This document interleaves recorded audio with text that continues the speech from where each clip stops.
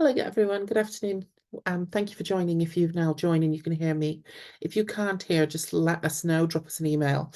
I'm going to start the session in a couple of minutes, just giving everyone a chance to join. So if you want to grab a cup of tea or something like that, please do. I will hopefully only run it for about 45 minutes, so it will only be a relatively short session for you. And the handouts and the PowerPoint will also follow. So feel free to make any notes you want, but the reality is you're getting all of this information off of the slides and you're getting more as well in the handout that will come out. So we'll start in a couple of minutes.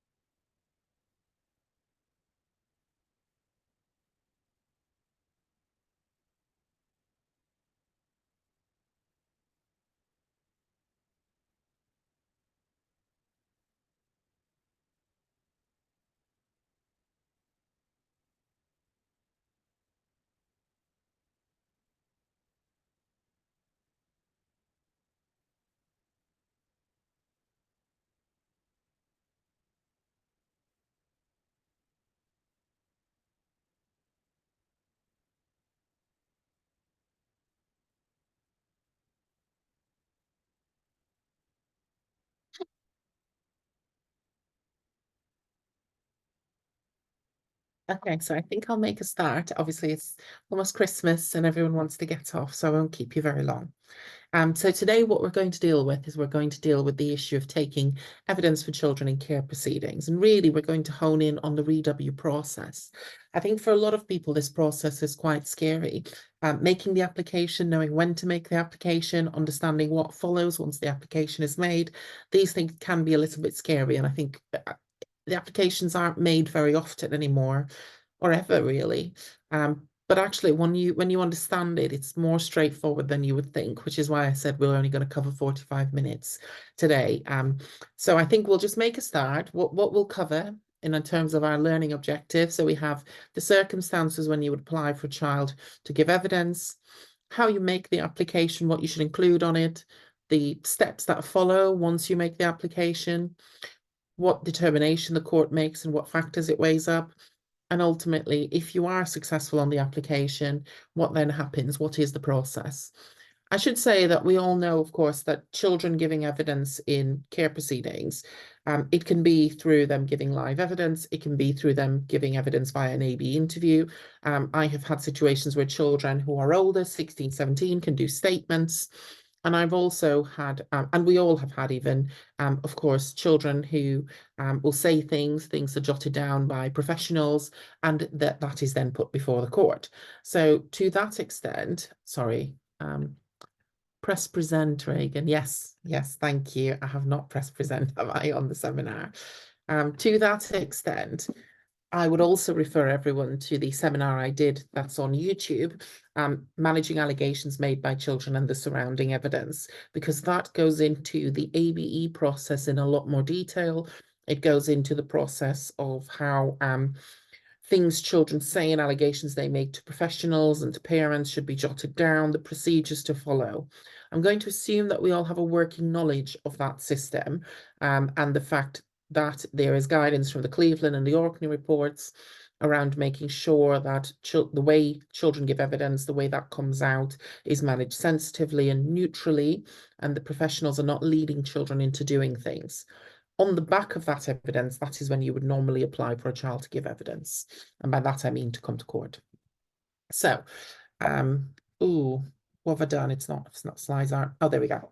Let's go back to basics for some issues, and it will overlap with things like ABE. But I think it's important we understand this for when we're going to then look at the re-W process. Very, very basics around how children give evidence. So the interview process, the ABE process. We know that any sort of child abuse investigation conducted by the police and social services should be following the ABE process. And even though it is a process that was designed for criminal proceedings, the Court of Appeal, the High Court, they have told us for many, many years that actually all of that good practice guidance on making sure we obtain allegations from children in a neutral way for the court to consider is absolutely relevant to the family court. And by that, I mean not just public law proceedings, I mean private law proceedings as well. Children do have to come to give evidence in private law proceedings, and so the same rules would apply. I say rules again, I've just seen my bullet point too. It's not a rigid rule, but I think you will be expected, well, I know you will be expected to make sure that the guidance is followed.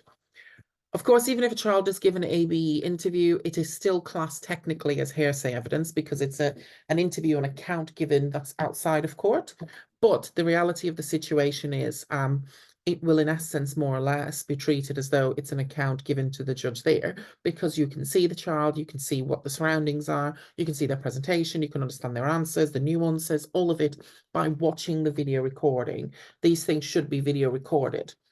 I have represented local authorities at times where perhaps social care can struggle to understand that the ABE guidance is just something that we have to treat as law, and it is for all intents and purposes in terms of evidentially, in terms of how we would gather allegations. And I have had social workers and team managers and service managers say before, no, we don't need a child to be ABE interviewed. The social worker can just sit down and ask the child questions and write down their answers. That won't float. That's not the way it's done. It shouldn't be the way it's been done since the 90s, really, and the late 80s when the Cleveland and Auckland reports came out. But the reality is it won't float anymore. ABE is considered the best that it gets in terms of capturing a child's allegations and the evidence from the child. And that is still considered valid, not just in the criminal courts, but in the family court. A judge is entitled to make any findings that they feel appropriate based on the evidence from the ABE interview. And that includes, of course, when children are very young and what they say they're in. But of course, we know that the younger the children are, the less likely that they'll make allegations, sadly, because they struggle with those sort of things. It does happen, but we tend to find it's older children. And in any event, there can be more arguments levied to say that the child was confused or didn't mean that particular wording, etc., etc. It's a harder hurdle to prove those types of allegations, but it does happen, and there's nothing stopping this court from finding that a 3-year-old and things that a 3-year-old has said would be valid, should be based on findings. And I'm pretty sure Reagan might have been one of those cases with a 3-year-old, to be fair, if I remember rightly.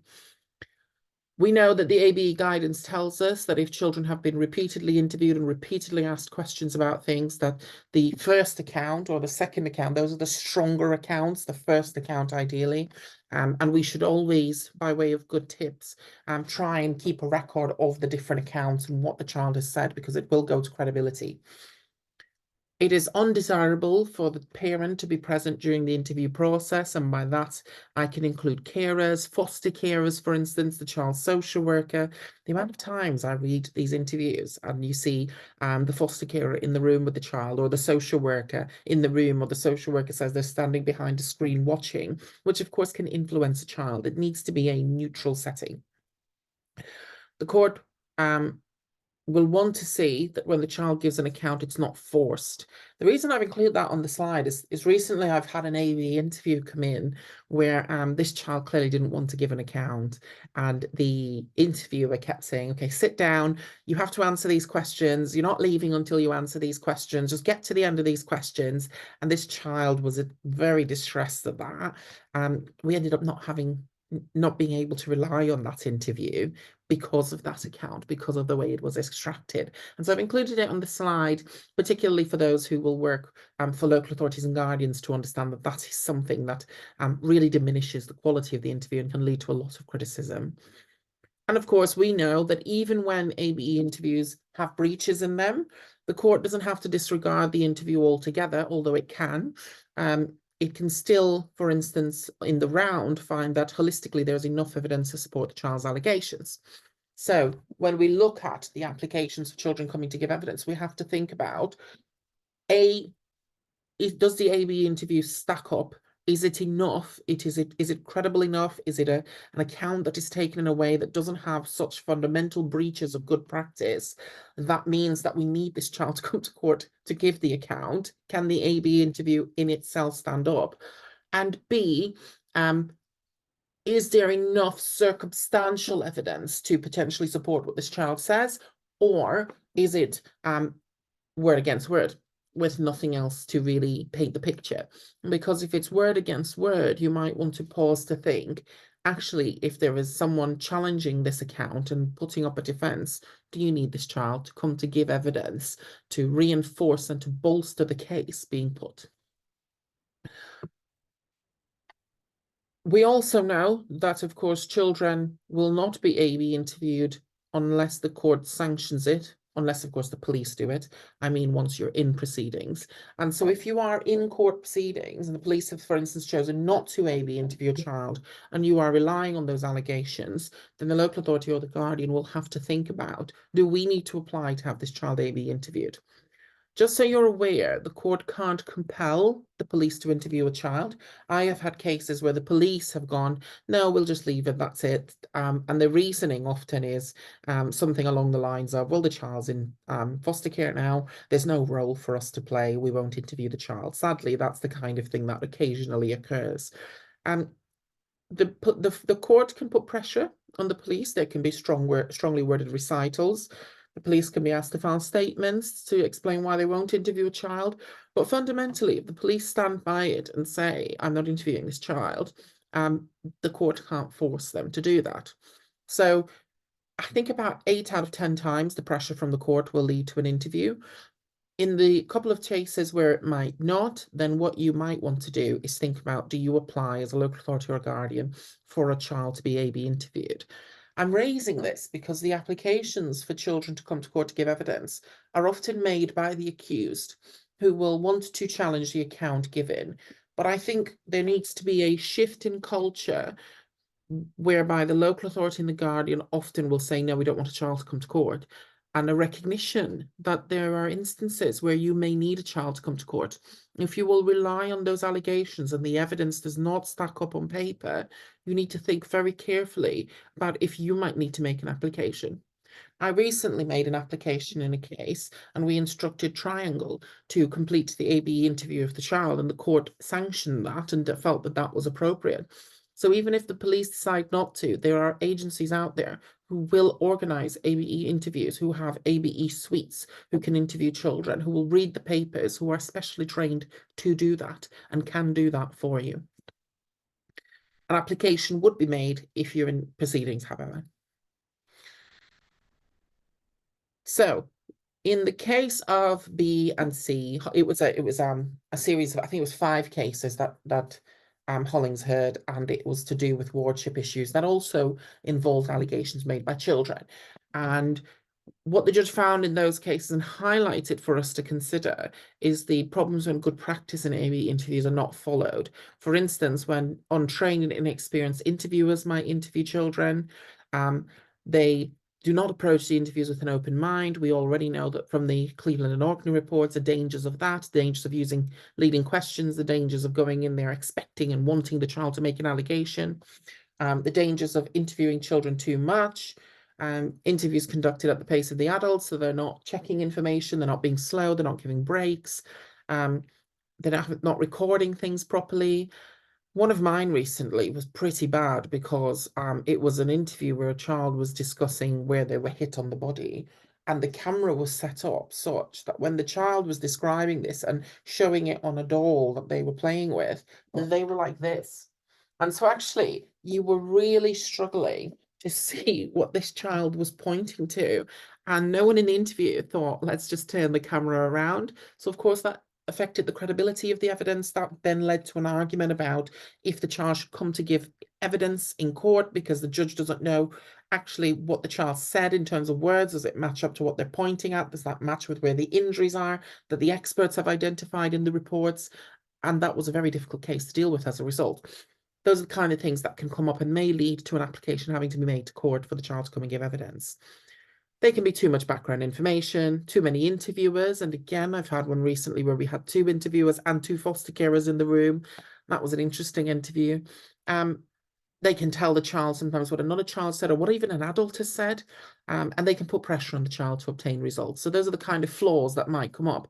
And the reason we, as I say, we cover that is to remind you that they may be the reason why you need to make an application, because the interview itself was so poor in quality or had certain difficulties which were fundamental to the case that needs to be addressed. For instance, the issue I just flagged about being hit and not seeing where the child was pointing to on their body, when the experts will then come back and say, well, the bruising is here and there and there, and the judge goes, I'm not so sure if that's what the child was pointing to.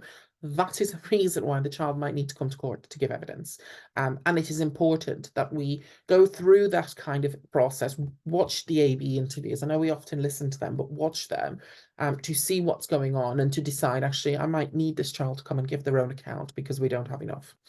So understanding and recapping on the basics of ABE can remind us why we might need to apply for a child to give evidence, even if we're for the local authority or the guardian. It can help us to understand the kind of breaches that we might need to rely on in defense of our case, to say that actually we haven't done this. If there are fundamental flaws in the AB interview, that is useful for us. It may be the reason why the accused, if you are for the accused, you decide not to call the child to give evidence, because if the local authority and the guardian haven't picked up on these things, that can really affect the credibility of the interview. Don't flag it. Don't wait, sit on it. It might be useful at the end to be able to say to the judge, how do we know what the child was pointing to? How do we know that those are the areas that the child is saying they were injured? How do we know if that's what the experts are therefore considering? And these things can be useful when looking at an argument to litigate.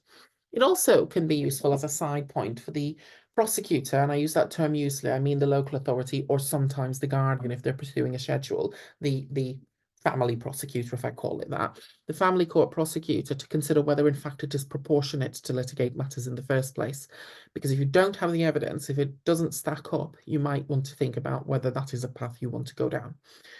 If you apply for a child, for instance, to be ABE interviewed, so not come to court, ABE interviewed, as a result of needing to extract further information, as a result of the police not completing the interview in the first place, there are cost implications that are above legal aid rate, cost implications that would require prior authority applications, and if rejected, can cost the local authority thousands of pounds. So it's always worth considering, reviewing the evidence, considering it, and then thinking, is this worth it?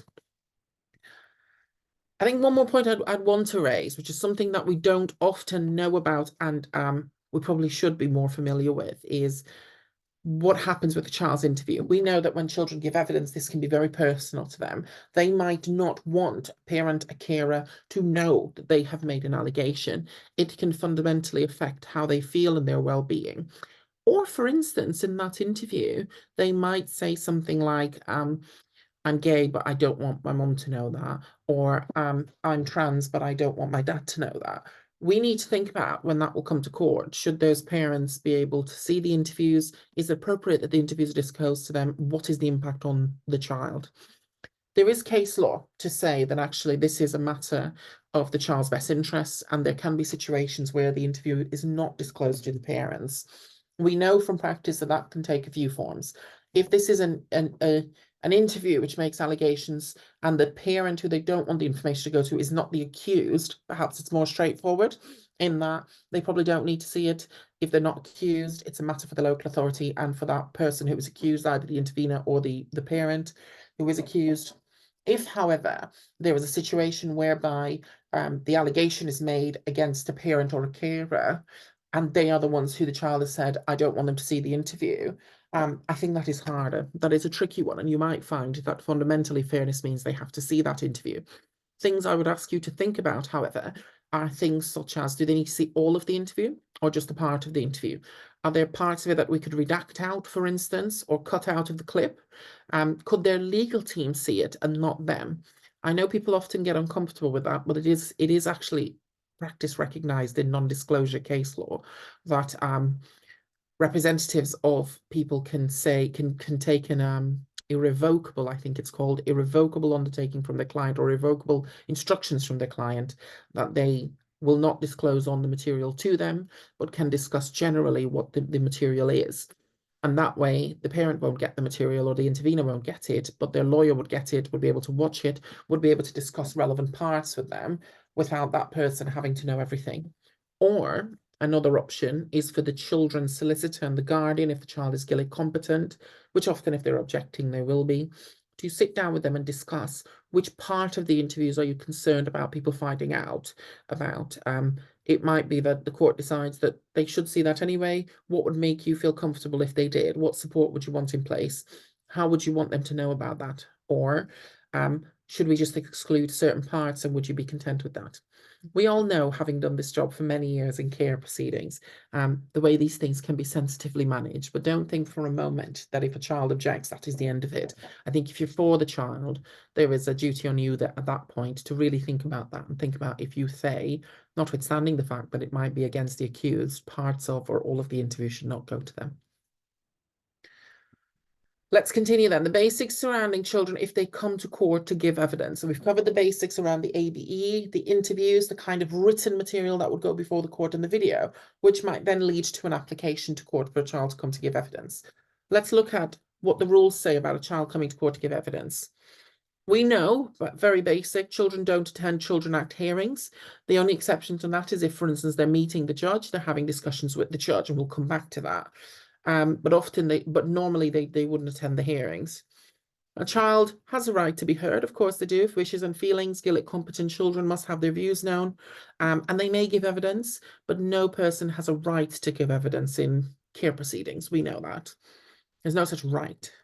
What I would say on the back of that as well, before we move on to REW, and I think it's covered in the slide later, but I'll mention it now. A question does arise as to whether children could be compelled to give evidence. It is on the slide. This is on the slide. It's a bit later, so we'll skip to it when we get to it. But fundamentally, when a judge will decide if a child should give evidence, the judge has to part and parcel of that decide whether this child is competent to give evidence. And if a judge decides that the child is competent to give evidence, then a child is compellable to give evidence. I think in practice, a judge will hesitate before compelling a child to give evidence, but the law technically does say that a child is a compellable witness. Okay, REW then. We all know, or we should have some basic knowledge of what REW is. It was a case that went to the Supreme Court in 2010. It specifically dealt with whether children should give evidence and the process of that. Before then, there was real hesitation around children coming to court to give evidence. And sadly, I think in practice, there perhaps remains that hesitation. But the reality is, from REW, our great Lady Hale decided that there shouldn't be a presumption against children giving evidence. In fact, the issue that the court has to determine is whether a fair trial can be achieved in the circumstances if a child does or doesn't give evidence. That is fundamentally when the application will come before the court. What the court has to consider. There is no presumption to say that a child shouldn't come to court. And I think even today in 2023, I mean, this case is quite old now, even today, perhaps there is more of a hesitation around younger children giving evidence, but certainly I think judges are more in the mindset of if a child is 14, 15, 16 plus, considering seriously should that child come to give evidence, particularly if the allegations are quite serious against the accused. In each case, the court will have to weigh up two considerations, a balancing exercise in essence. What are the advantages of the child giving evidence? What are the disadvantages? That's what it boils down to, the damage to the child, the harm, the risk of harm if that child comes to give evidence. And the court has said the welfare of the child might be relevant, or is relevant, but it's not the paramount consideration. We know that most applications under the Children Act and in care proceedings, the child's welfare will be the paramount consideration. There are a handful where that isn't the case. This is one of those examples. REW, child's welfare is not the paramount consideration. I'm thinking on the top of my head, another example is, for instance, in relinquished babies, where you will have a mother who decides that she doesn't wish for the family to be contacted. She wishes to put the child up for consent adoption, which I think is under Section 21 or 22 and 22 of the Adoption and Children Act 2002. That's another example where ever so often that test doesn't apply. Lady Hale identified the kind of things that the court should consider in terms of advantages if for a child to come to court and give evidence. the issues that are required to be determined in the case. Now, pausing there, of course, the issues are what the child says, the allegations against the accused. But perhaps part and parcel of that, one would want to think about how fundamental those allegations are. If a finding is made, what are the consequences of that? We know, for instance, serious sexual abuse allegations can lead to criminal convictions later on. They can stop a young person having children of their own or being able to care for children of their own. They can devastate families in that people might have to move out and break up. There are real consequences. So the issues to be determined, I think that should also be weighed in with the gravity of those allegations. Does the child need to give evidence to determine those issues? That goes to, I think, a couple of things. One, credibility. Is this a credible child? And two, the circumstantial evidence around it. As I say, if this is hearsay, if this is word against word and there's nothing else, you might want to seriously pause to think, actually, does this child need to come to give evidence about these matters? If, however, there's a history of against the accused of a certain type of behaviour, for instance, if they have convictions for sexual offences, and then this child accuses them of sexual offences, it will put a different light on things, of course. You want to look at the quality of the AB interview because, of course, as I said to you, now that we've refreshed our memory on breaches, if there's lots of breaches in that AB interview, if for the local authority and the Guardian, you want to think about calling that child. If there are lots of breaches in that interview, and that is the extent or the main part of the evidence, if you're for the accused, you probably want to sit quietly on that one because that is something you can make grand submissions about at the end. Do not forget that the accused's job is not to prove innocence. So you can quite rightly talk about the quality of the evidence and whether the court can properly rely on the AB interview. And that is a valid point to make, even if you haven't applied for the child to come to give evidence. The reason behind that is because it's not your job to prove the local authority's case. The nature of the challenge made against the child's evidence, that's really important. Often, if you are accused, you get cases where people will say, I just deny it, I haven't done it. But there are, sadly, in family court, we know that it's not often that simple. And there are many people who will say, no, that child misunderstood what I was doing, or no, that child incurred that injury through X way, something, or I remember I had one once where the child accused the mother of beating her, and the mother's defense was, I accept all of the neglect matters in threshold. I accept that this eldest child was the one who was parenting the younger children, and she resented me for that, and she wanted to get out of this situation, and that is why she's made these allegations, because she knew social services would respond, and she knew the circumstances would change. That is such a good explanation that it should give the local authority and the Guardian pause for thought and make them think, actually, does this child need to respond to that? Does the court need to hear the child's response to that to consider whether, in fact, that is a reasonable explanation? Remember, the burden is on the local authority, who is not often the prosecutor, or the Guardian if the Guardian's prosecuting. The burden is on them to disprove a reasonable explanation, in which case, if such a reasonable explanation is coming forward, one might think about, actually, does this child need to respond to that? Are we denying the child the opportunity if the court decides, I'm not going to make these findings based on this explanation, and this child never had the chance to respond? The age and the maturity of the child, we know about that, and the length of time since the events occurred. So that case I told you about a few moments ago, where I've had to apply for an AB interview, sadly, when the interview was conducted, this child was a year older from when the child initially made the allegations, and we got very little out of the child.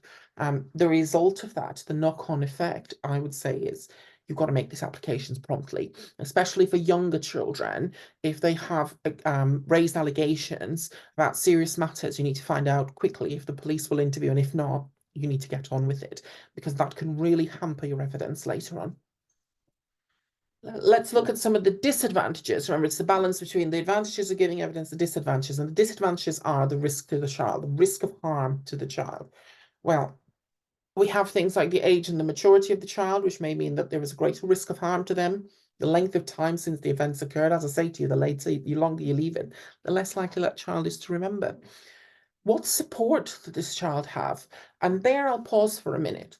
Sometimes in cases, especially in cases with sexual abuse and those types of allegations, Children can have many issues, to the point where we sometimes in cases we'll have child psychologists involved, we'll have psychiatrists involved, we'll have a team working with children who are very vulnerable by virtue, not just by virtue of their age, but by virtue of these lived experiences and the allegations that they make, and whether in fact, if those are true, how serious they are and the consequences of that child's well-being. When an application is made to the court for a child to come to give evidence, that has to be weighed into the balance. Of course, it must. And it may well be that if you have a child psychologist, for instance, who is already instructed in proceedings, you will want to get an opinion from that expert as to whether this child should give evidence, the consequences, and what support can be put in place for this child and how that should be done, which should be considered alongside the application. Because when the court will come to make the decision as to if the child should give evidence, that is pivotal information. That is not essential. You would not do that in every case. I would say it's case specific, and really it's the kind of case where if you have an expert instructed who has given an opinion just on that child because of their vulnerabilities, you want that information before the application is determined.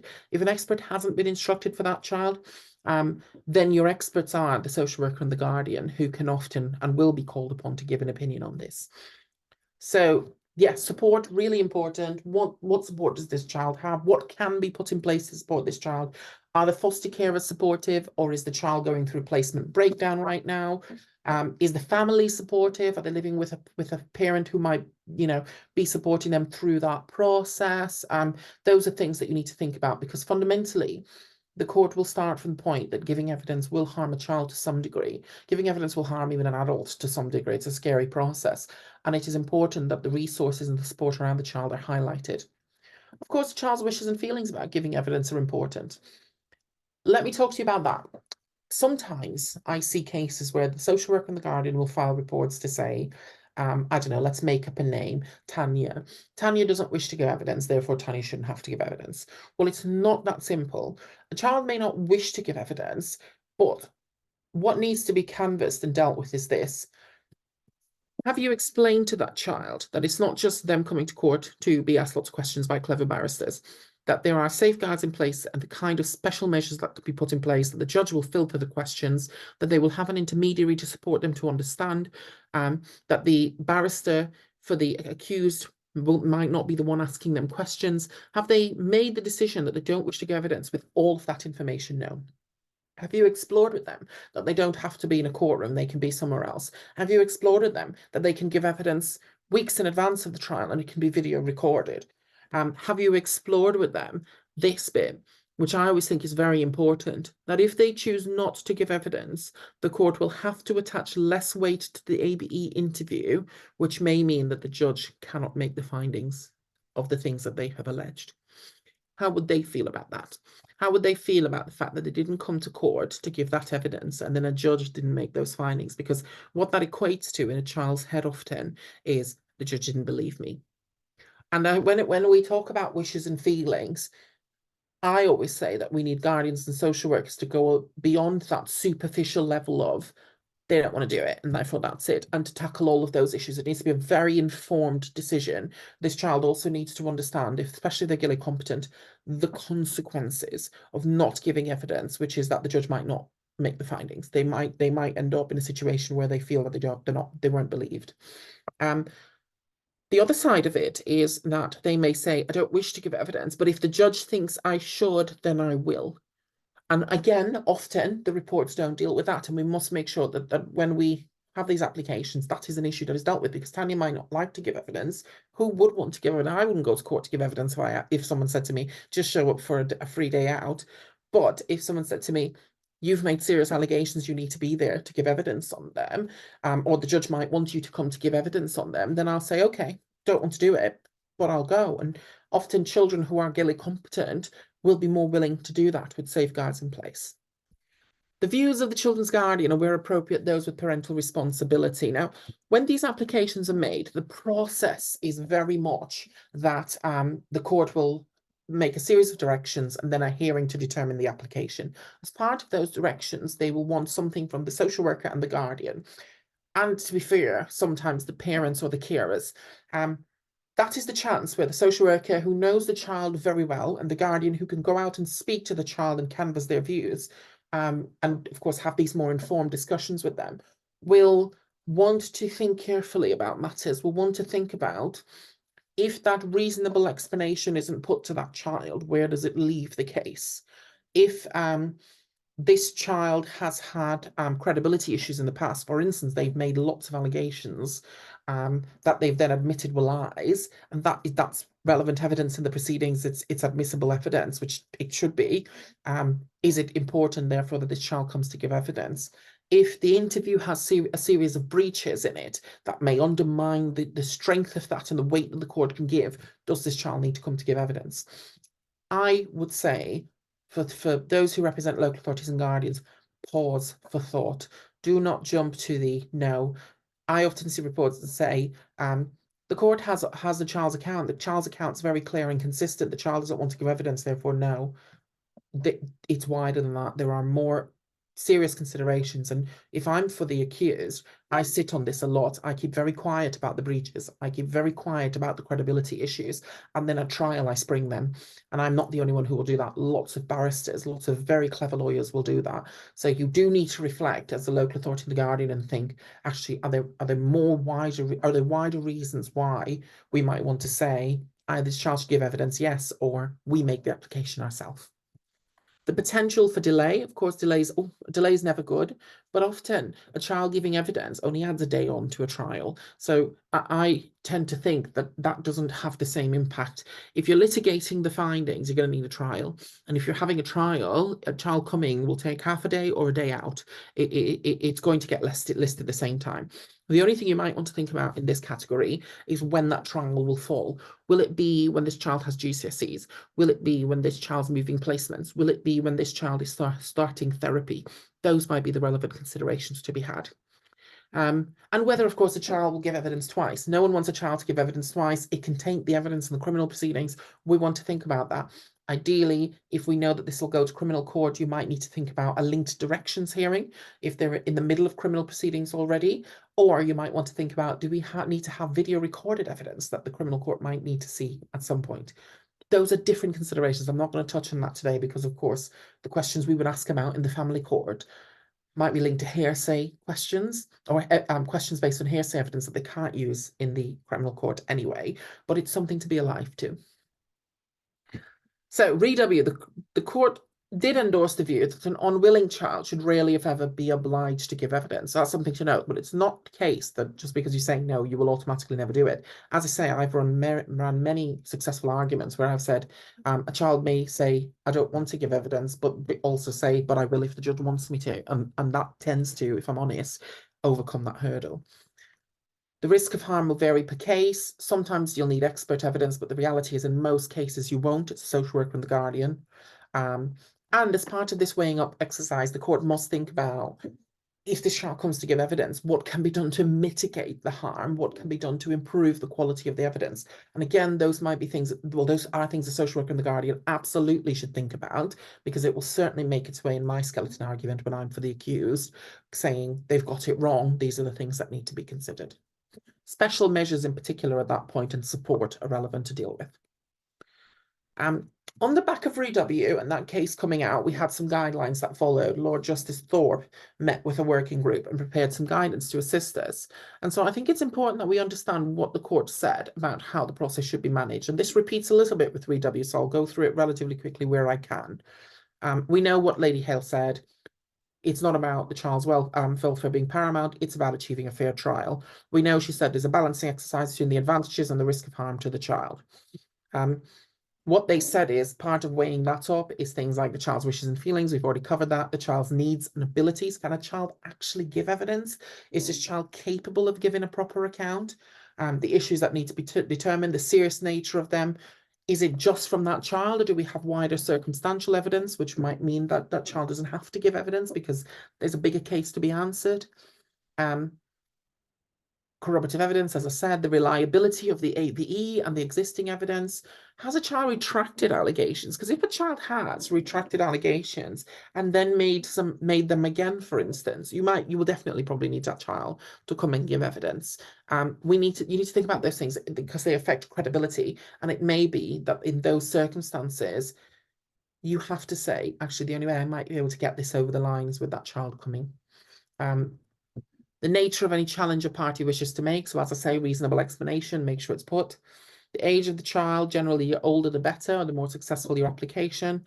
Vulnerabilities of the child, length of time since the events or the allegations were made, support for the child. Right, do you remember everyone has a right to challenge the evidence that they're accused of, but that doesn't necessarily mean they have an automatic right to challenge a child in the witness box. Whether justice can be done without further questioning, the risk of further delay, the views of the guardian, and anyone with parental responsibility.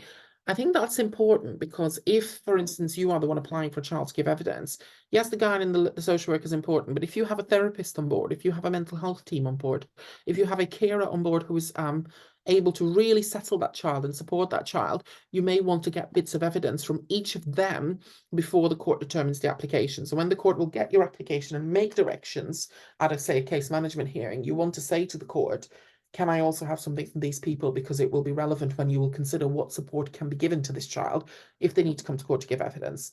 For instance, something from school, something from a therapist, something from a mental health worker, something from CAMS would be useful, something from the carer, if the carer is someone that this child settled well with, all might be useful evidence. If, for instance, the child's in foster care, there will be an objection, no doubt, to a foster carer giving a statement about that, but you can say, I want the social worker to specifically address in her statement when she spoke to the foster care and what support they could offer, and that would tackle the issue as well. Of course, we understand risk of the child giving evidence twice and the consequences of the allegations. The court has to take into account the risk of harm to the child, but how to minimize that harm, and the court doesn't necessarily need expert evidence. We've covered that. If, however, after balancing all of those factors, and let me talk you through that. So application is made. It's a C2 and a skeleton argument. It's something that basic to say, we think a child should give evidence for these reasons. And you've seen the factors there. You would frame it around that. Often it's never enough to just say, the evidence is challenged, therefore they should answer questions on it. The court will always want to see that it's more than that. Because you don't just call children to tell them that they're liars. That anyone who's done vulnerable witness training will know that you don't put to vulnerable witnesses that they're liars, and you don't need to put a full case to vulnerable witnesses. It has to be more than that. And often the skeleton arguments, if I do them, will say it's because there is an explanation that has been put forward by the defence that needs to be put to the child and the court needs to hear the answer. Or it's because this child has a history of dishonesty that needs to be unpicked and for the court to understand credibility points. Or it's because there are certain fundamental breaches in the ABE interview, which means that these points now need to be clarified with the child. Something like that is normally what the application is based on. There would then be a case management hearing on the back of it. At that point, the court will go, well, what do I need to determine this hearing? I want something from the social worker. I want a REW analysis from the guardian. I want parents, if so advised, to file statements on it. If the child's with a carer, I want that carer to file a statement to explain what support they could offer. I want these people to file documents to explain what support they could offer. Once all that evidence is in, I then want skeleton arguments from all parties, addressing the test in REW and these guidelines, and then I will determine the issue on submissions at a hearing. That's how it works. That's the process of it. If at that hearing then you make submissions and the court decides, actually weighing this all up and balancing those factors, I think this child should give evidence, the next step is really around, well, the logistics of that. So what the guidelines tells us is that at that point, you would have to consider appointing an intermediary for this child. I have never had a case where you don't appoint an intermediary. I know experts have to be necessary, but when you have a vulnerable witness who is a child, the court absolutely needs to understand, as it says there, the child's communication skills, the length of concentration span, the level of understanding, and how the question should be put.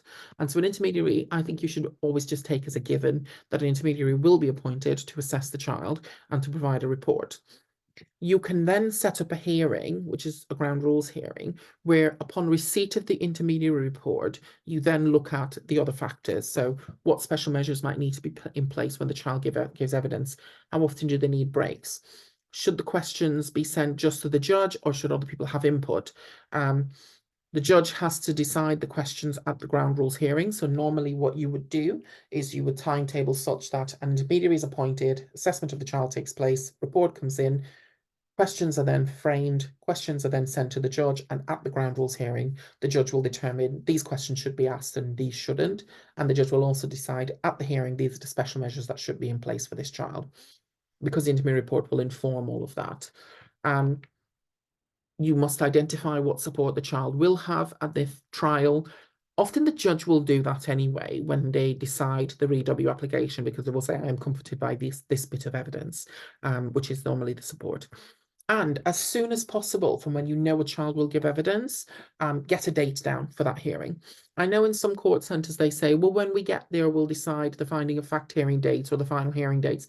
Actually push the judge for one, if the judge decides that a child gives evidence. I would go so far to say, if you are the person supporting or making the application for a child to give evidence, included in your skeleton that the child's welfare and the issue of delay means that the court should, if it decides that a child gives evidence, put a date down now.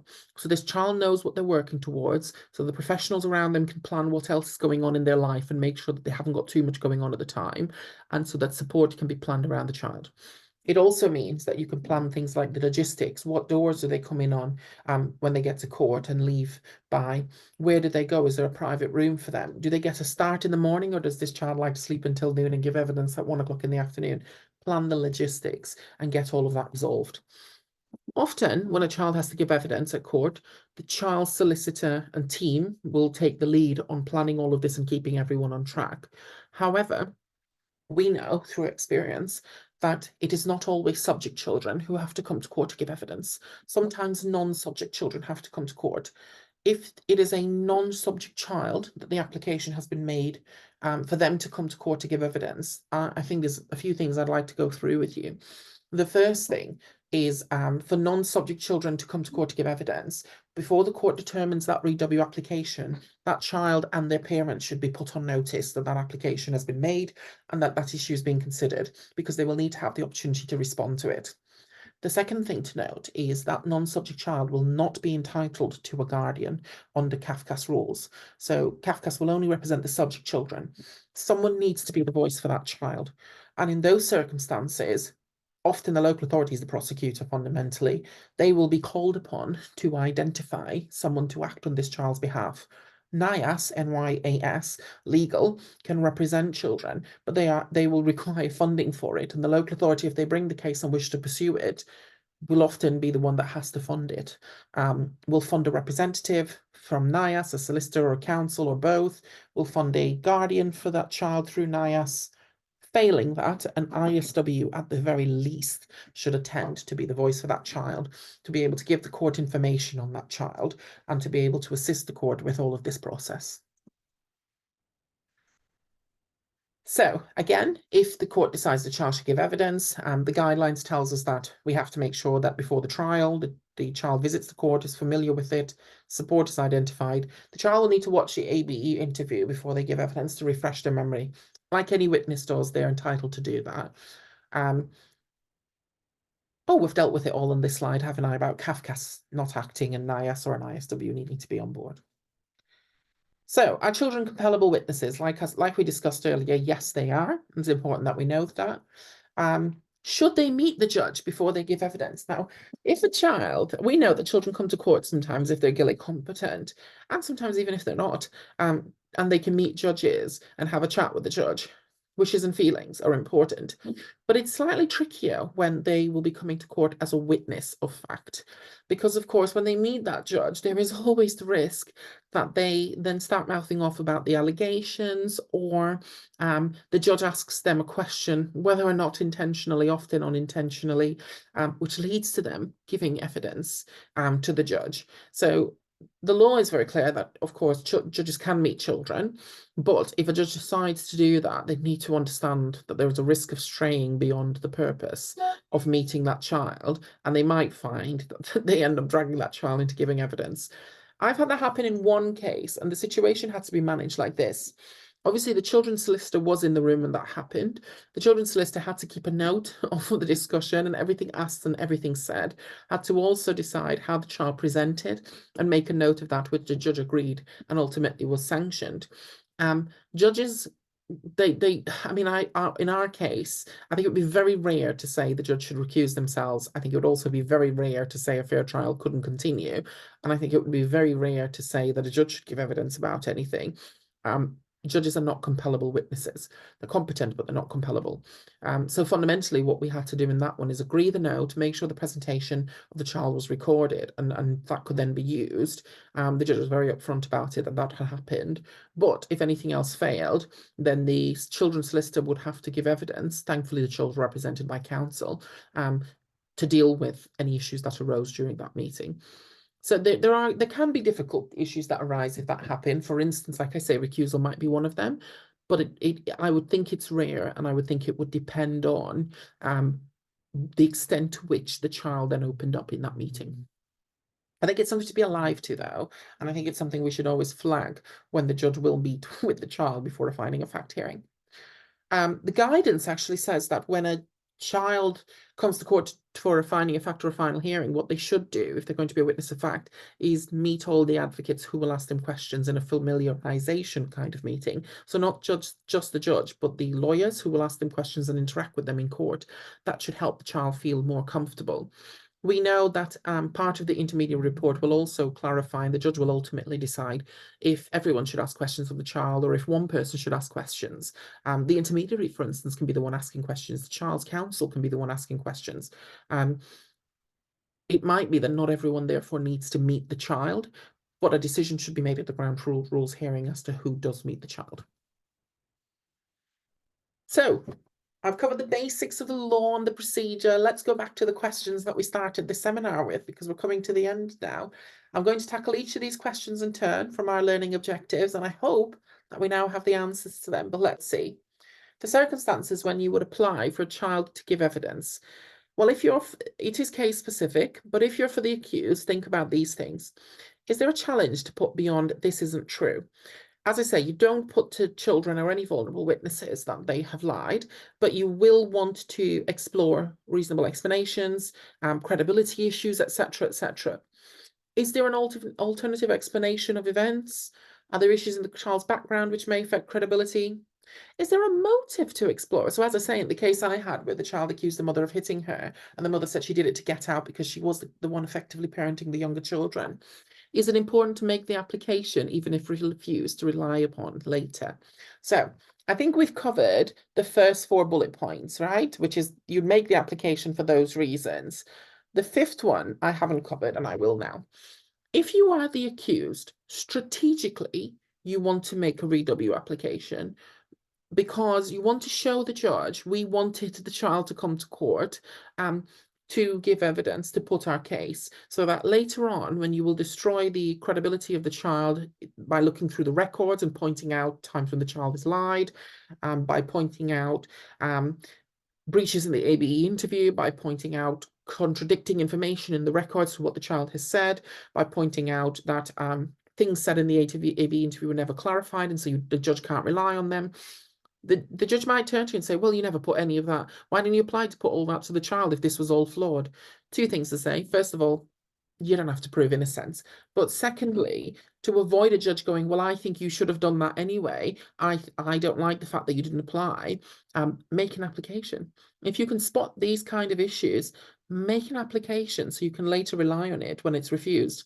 And it's very case specific from a strategy perspective. There are cases where you want a child to come because you want to put something to them or a handful of things to them because you genuinely think it will change their account. The evidence is against them. But there are some cases where you have these issues, but you actually think this child comes across relatively well in the interview. And you might not therefore want to call this child to give evidence because it's only going to get 10 times worse for you when that child's in the witness box being credible in how they're presenting. In those circumstances, you make the application, you make it badly. I always say to people, if you want to know my strategy, look at how good or how awful my REW skeleton is. Because if it's an awful skeleton that's really wishy-washy, that means I want to lose. That means I want to turn around later to say, well, I made an application for the child to come. The court refused it. These are the points I wish to rely on against this child's evidence to say you can't rely on it now. And I'm sorry, but it was up to the court and the court didn't want to hear it from the child further. So strategically, you want to make the application sometimes if you're for the accused. I'd say often, more times than not, just so you can rely on it later to say, I made that application, the opportunity was denied, these are my points against the child. But there are cases where you might want the child to come anyway to explore these issues I've just put down for you.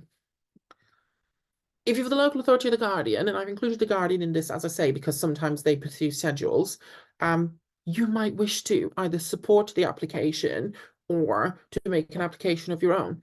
Is your evidence good enough to support the findings? For instance, are there real issues around the credibility of this child? Are there so many fundamental breaches of the AB interview that you're worried the interview might not stack up?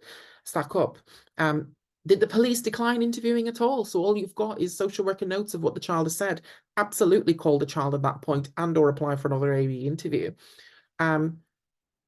Has the defence put forward a reasonable explanation which you need the child's count for to be able to rebuff? If so, support the application. However, on the other side, if the child is particularly vulnerable, think about will safeguards do? Because even if you might need the evidence, if the child's too vulnerable, we would never want to put them through that. On the other side, if they're resilient enough and they have a good enough support network, get your evidence. Do not automatically object. I see so many cases where I just hear the evidence is clear, it's not good enough. And what the local authority and the guardian don't consider is how it will hamper them later on if they don't get this child to give their account. And they haven't explored with this child how this child will feel if the judge then doesn't make the findings and they were never given the opportunity to come to court.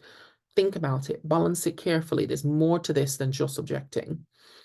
Does this child wish to give evidence? If so, in the event that findings are not made, how would they feel if you deny them the opportunity to go to court? So if you have a child willing to come to court, again, don't just write them off. To that extent, I will say this. I had a case a couple of years ago where we had twins who made allegations. And one wanted to come to court and the other didn't. And the guardian filed an analysis saying, I don't think they should give evidence. And there was no distinction between the two as to why one shouldn't give evidence, but the other should. The court ultimately disagreed with the guardian, and the one that wanted to give evidence did come to court and give evidence.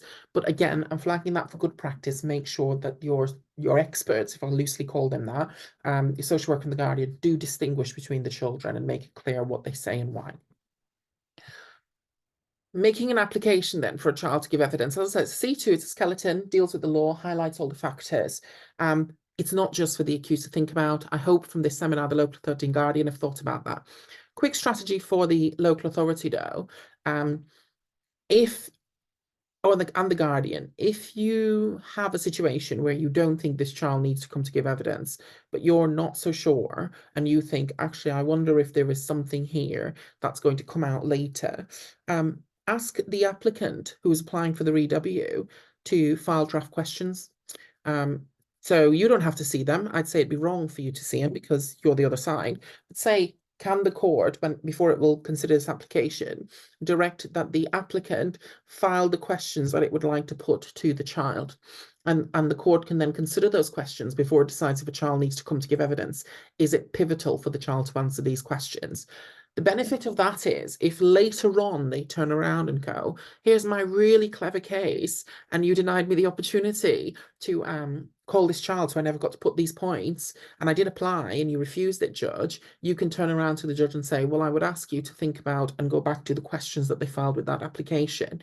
If those matters were not put to the child in those questions, then really they shouldn't be allowed to have the upper hand with that.